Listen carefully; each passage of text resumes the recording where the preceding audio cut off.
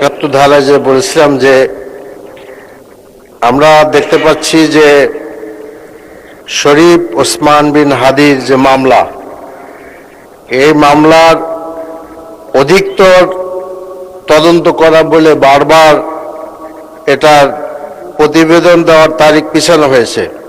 মাননীয় স্পিকার, এটা এই পর্যন্ত 11 বার এটার তারিখ চাওয়া হয়েছে।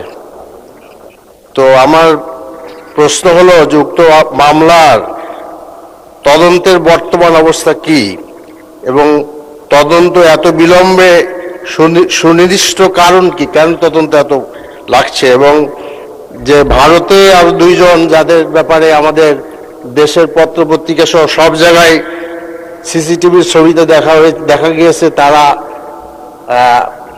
গুলি করেছেন স্পষ্ট, তাদের আনার ব্যাপারে সুনির্দিষ্ট কি পদক্ষেপ সরকার গ্রহণ করেছেন আশা করি এই মহান সংসদে এটা আমাদের সকলকে জানাবেন। মাননীয় স্পিকার, আপনাকে অনেক ধন্যবাদ। আসসালামু আলাইকুম।